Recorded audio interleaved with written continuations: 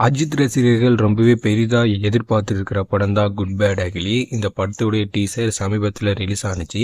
Release ஆகி ரசிகர்கிட்ட ஒரு மிகப்பெரிய வரவேற்பு கிடைச்சிச்சு அப்படின்னு தான் சொல்லணும். இந்த படத்தை ஆதிக் ரவிச்சந்திரன் அவர்கள் இயக்கியிருக்காரு.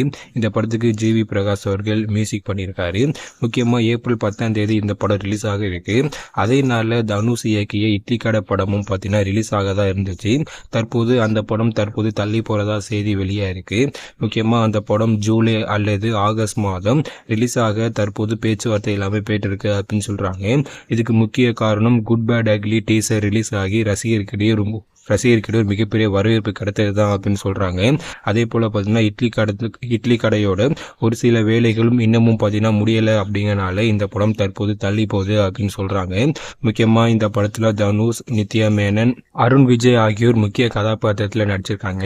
இந்த படத்துக்கும் ஜிவி பிரகாஷ் அவர்கள் தான் மியூசிக் பண்றாரு. முக்கியமா தனுஷ் அவர்கள் 4வது படமா இந்த படத்தை இயக்குறாரு அப்படிங்கறனால ஒரு மிகப்பெரிய எதிர்பார்ப்பு இந்த படத்துக்கு இருக்கு.